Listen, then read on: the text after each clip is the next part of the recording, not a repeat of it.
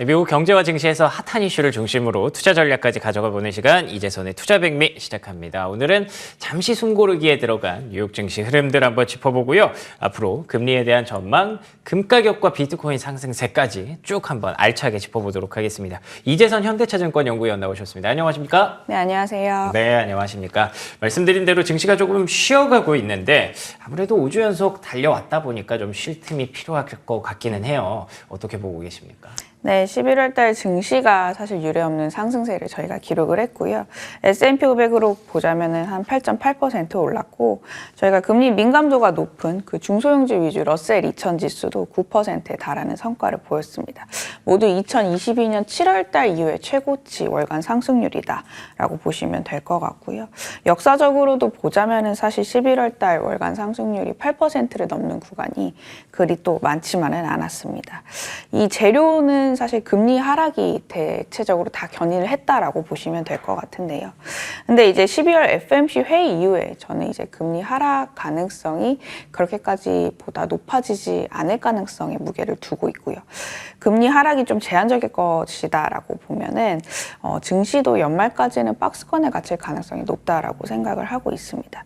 저희가 이제 인플레이션 둔화와 더불어서 자연스럽게 이익에 대한 추정치 내지는 기대감도 옅어지게 되기 마련인데요. 금리 하락이 사실 이익에 대한 그 기대감을 추가적으로 이제 상쇄시킬 정도의 하락폭이 크지만은 않다라고 했을 때는 사실 증시 레벨도 추가적으로 오르기는 조금 힘든 구간이다. 라고 생각을 하고 있고요. 그 내년에 투표권자 연준위원들도 아직까지는 사실 스탠스를 그렇게 크게 바꾸고 있지는 않거든요. 최근 발언한 그 5명의 위원들을 보면은 그 라팔 보스틱 총재를 제외한 뭐 클리브랜드라든지 샌프란시스코 여는 총재들도 빠른 금리 인하는 없을 거다라고 이제 말을 하고 있고요. 파월 의장도 사실 뭐 디스인플레이션 압력은 확인이 됐다라고 하지만 금리 인하 가능성에 대해서는 아직까지는 좀 조심스러운 입장이었습니다. 그렇기 때문에 이제 짧게 본다면은 이제 제한적인 금리 하락에 연말에는 좀 박스권에 무게를 두고요. 뭐 물론 이제 길게 2024년 기노업 관점에서 바라보게 된다면 이 구간 내에서 조정 시 매수하는 전략은 유효하다라고 생각은 하고 있습니다. 금리 인하의 명분 자체가 사실 저희가 급하게 인하를 하는 것보다는 이 보험성 금리 인하 가능성이 내년에 부각이 되고 있기 때문에 인플레이션이 순차적으로 둔화를 하는 구간 내에서 연준이 금리 인하 가능성이 보다 2분기 중으로 높아지게 된다면 저는 이제 증시를 담기는 좋은 해라고 생각을 하고 있습니다. 알겠습니다. 조금 쉬어갈 수는 있겠습니다만 오히려 매수의 기회다라고 보고 계시는 연구원님의 말씀을 들어봤고요. 그래서 이제 뭐 물가라든지 뭐 고용이라든지 이런 부분들을 다시 한번 쭉 짚어보면 좋을 것 같은데 간밤에 또 발표된 졸트 보고서가 스타트를 잘 끊어준 것 같아요. 어떻게 보셨나요? 네, 그 10월 구인 건수가 28개월 내 최저치를 기록을 했고요. 870만 건 정도 기록을 했습니다. 이 노동 수요가 약화되고 있다는 점을 조금 시사를 하고 있는 거는 같고요. 다만 이제 둔화는 되긴 하지만 금리 인하 명분은 아직까지는 조금 불충족하다라고 생각을 하고 있어요. 금리 반응도 사실 그렇게까지는 큰 폭으로 약간 방향성이 잡히지는 않았고요. 발표 이후에. 이보다 더 중요한 거는 이제 저희가 금요일 날 발표되는 그 노동부에서 산출하는 이제 고용 보고서가 메인 이벤트가 될 것 같은데 고용 보고서도 사실 큰 폭으로 이제 노동 수요가 약화가 되고 있다는 시그널은 보여지지 않을 것으로 예상을 하고 있습니다. 저희가 비농업자 취업자 수는 전월 대비 오히려 소폭 증가한 17만 명 건수로 내외로 예상이 되고 있는 상황이고요. 또 이제 실업률 같은 경우도 보자면은 3.9%로 이제 10월 달과 조금 비슷할 것 같고 임금 상승률은 오히려 전월 대비 조금 오를 것 같기 때문에 아직까지 노동시장 쪽에서는 이제 큰 폭의 이제 꺾임은 없다라고 보시면 될 것 같고요. 뭐 직전 고용 같은 경우를 보자면은 사실 8월 달, 9월 달 고용도 사실 재차 하향을 조정을 단행을 해서 이 금리 하락을 견인을 하긴 했지만 지금 최근에 이미 금리가 가파른 하락세를 보였고 이렇기 때문에 오히려 이제 그 고용이 예상치에 부합을 하게 된다라고 했을 때는 증시 입장에서는 이제 차익 실현의 빌미를 제공할 수도 있는 이벤트일 것도 같다라고 생각을 하고 있습니다. 알겠습니다. 오히려 고용이 일단은 뭐 쿨다운 되고는 있습니다만 급격하게 둔화되지 않는다면 차익 실현에 또 빌미가 될 수 있다라는 점에서 확실히 12월 초에는 조금 안전벨트가 필요할 것 같기는 하네요. 그리고 또 이 이슈가 조금 아파 보입니다. 중국에서 무디스에서 중국의 신용 등급 전망치를 부정적으로 강등했더라고요. 이게 뭐 미국 얘기는 아닙니다만 그래도 조금 부담스러워서 어떻게 보셨어요? 네, 어제 4시 반에 무디스가 그 중국의 신용 조정을 이제 한 차례 이제 전망을 하향을 했는데 사실 역외 시장 반응을 보면은 그렇게까지 뭐 변동성이 크지만은 않았습니다. 위안화의 그 변동성이 좀 제한적이었고요. 좀 무덤덤한 반응이었다라고 보시면 될 것 같습니다. 그 부동산 경기에 대한 우려라든지요. 그 재정 부양책에 대한 우려는 사실 생각을 해보면 저희가 연초 이후에 그 중국 쪽에서 리스크 요인으로 꼽혔던 대표적인 가져왔잖아요. 부분 중에 하나였거든요. 근데 뭐 이런 부분을 사실 시장이 이미 알고 있던 사실이라서 좀 반응을 크게 이제 놀라지는 않았던 것 같고요. 저희가 이제 중국 지표를 보면은 중국 지표가 사실 더 꺾이기보다는 최근에 또 바닥을 찍고 올라오는 점에 있어서의 또 시장이 좀 긍정적인 포인트를 많이 찾은 것 같고 아까 제가 말씀드렸다시피 이제 신용 리스크는 이미 예전부터 이제 두드러졌기 때문에 이 부채 이슈가 사실 이제 단기간에 끝날 가능성이 좀 제한적이라고 시장이 생각을 하고 있고 이미 알던 사실이고 여기에서 추가적으로 더 악화될 가능성을 좀 제한적으로 많이 보는 것 같습니다. 그래서 후행적인 강등이라고 조금 평가를 내릴 수가 있을 것 같고요.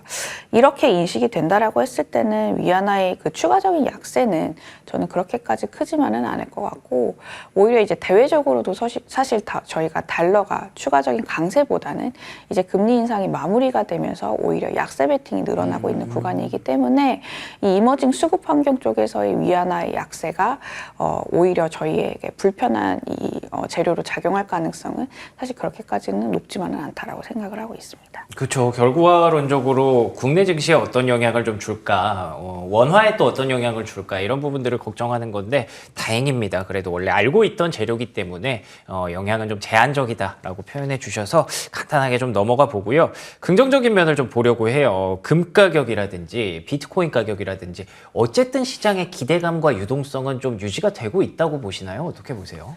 네, 금리 인하 베팅이 증가하면서 최근에 이제 대체 자산 선호도가 높아지고 있고 거기에 앞단에서 지금 가격을 움직이고 있는 게 비트코인과 금 가격이다라고 보시면 될 것 같고요. 비트코인 가격 같은 경우도 보자면은 뭐 저희가 계속해서 사실 상승 흐름을 보이긴 했어요. 근데 최근에 상승폭이 커지면서 이 19개월 내 최고치를 경신을 했고, 뭐 증시 입장에서도 마찬가지로 이제 코인 관련주들이 이제 테마주로 급부상하면서 지금 순환매장에서 어떻게 보자면 상대적으로 선방을 하고 있는 상황이고요. 금 가격도 이제 보자면은 금리 인하에 대한 좀 반사이익 기대감이 높아지면서 저희가 역대 최고치를 재차 경신을 하고 있는 상황이고요. 이자가 없기 때문에 금 가격이라든지 비트코인 가격은 통상적으로 금리와 반대로 움직인다라고 보시면 될 것 같고요. 그래서 금리가 오를 때는 금에 대한 투자 매력도 이제 비트코인에 대한 투자 매력도가 사실 중립적인데 오히려 지금같이 연준의 금리 인상이 재차 높아질 가능성이 낮고 오히려 이제 금리 인하에 대한 그 기대감을 땡겨서 최근에 금리 하락폭이 두드러지는 구간 내에서는 이 선호도가 조금 커지는 경향이 있습니다. 그렇기 때문에 이제 금 가격과 비트코인 가격은 올해보다는 내년이 더 좋을 가능성이 높고요. 다만 이제 금리 급등분이 저는 아까 말씀을 드렸다시피 일부 조금 되돌려질 가능성을 12월 FOMC 회의 전후 기점으로 보고 있기 때문에 차익 실현에 따라서 가격 모멘텀의 숨고르기는 좀 염두를 해야 되지 않을까 하는 생각을 하고 있습니다. 뭐 길게 보자면은 디스인플레이션 방향이 여전히 이제 저희가 ING 구간이라면요. 내년 1분기까지는 금 가격과 비트코인 가격이 괜찮을 거다라고 생각은 하고 있고요. 알겠습니다. 금리 인하에 대한 기대감이라는 대전제는 내년까지 좀 이어질 가능성이 높기 때문에 중간중간 좀 덜컹거림은 있어도 지금 보고 계시는 그런 환경들이 쭉 이어질 가능성이 좀 높다라고 보시는 것 같은데 결국 오늘 모든 얘기들에서 금리 얘기가 빠지지 않았거든요. 그 대전제를 갖고 간다면 연말 장세라든지 내년을 보는 그런 투자 전략 어떻게 가져가면 좋을지 궁금합니다. 네, 금리에 대해서 굉장히 민감한 구간이라고 생각을 하고 있고요. 일단 선물 시장 같은 경우를 보자면은 내년 3월 금리 인하 가능성이 여전히 한 60% 정도 반영을 하고 있고 2024년 말까지 연준의 총 6차례 금리 인하 150bp 가량 인하 가능성을 지금 베팅을 하기 시작을 했습니다. 그러나 저는 아직까지는 그 경제가 저희가 기술적인 침체를 우려할 정도 수준으로 큰 폭으로 떨어진 게 아니고 그 물가 안정에 더 신경을 쓸 수 있는 여력이 남아있다라고 생각을 해서요. 결국에는 12월 FMC 회의를 통해서 물가 자극을 재차 높일 수 있는 점도표를 공개할 가능성은 그리 높지만은 않다라고 생각을 하고 있습니다. 저희가 이제 내년 1분기에 들어서 이제 채권의 수급도 조금 고려를 해야 될 포인트가 있을 거는 같은데, 재무부가 올해 사실 이제 공급 부담이 조금 심해졌다 보니까 4분기 때 국채 물량 계획을 하향 조정을 했지만요. 저희가 다시금 1분기 때 국채 수급의 이슈에 대해서 좀 벗어날 수는 없을 것 같아요. 발행 규모를 지금 4분기 대비해서 재차 이제 상향 조정을 하겠다고 이 계획을 발표를 한 바가 있고요. 따라서 이제 12월 FMC 회의 변곡점으로 저는 금리에 오히려 좀 제한적인 하락 가능성의 무게를 두고 있는 상황이고요. 금리 같은 경우가 보자면 이제 11월 달에 증시 스타일에도 굉장한 영향을 미쳤는데, 저희가 이제 미국 증시뿐만 아니고 우리나라도 마찬가지로 뭐 베타가 높은 그 밈주식이라든지 그렇죠. 내지는 예. 중소형주 기업 아니면 신규 IPO 상장 기업들의 선전이 두드러지면서 사실 11월 달 랠리가 진행이 되었다라고 보시면 될 것 같아요. 근데 금리가 제한적인 하락 가능성이 높아지는 구간 내에서는 오히려 이 수급의 매기 자체가 이 관련된 테마 내지는 중소형주보다는 대형주 쪽으로 옮길 가능성이 높다라고 생각을 하고 있고요. 이익률에 대해서 여전히 민감한 구간이기 때문에 추정치가 상향 조정되는 쪽이 여전히 저는 좋다라고 생각을 하고 있습니다. 업종별로도 보자면은 따라서 이제 실적 개선주로 대응을 해야 된다라고 생각을 하고 있고, 대표적으로 반도체 같은 경우로 보자면은 저희가 영업이익률 추정치가 최근에 2주간 이제 두드러지고 있는 상황이고요. 마찬가지로 음식료 같은 업종도 한 달 사이에 추정치가 사실 선방을 하고 있음에도 불구하고 주가가 11월 달에 가지를 못했습니다. 반도체도 BM 대비해서 언더퍼폼을 했고요. 따라서 두 업종을 조금 연말에 있어서는 좋게 보고 있다라고 말씀을 드리겠습니다. 알겠습니다.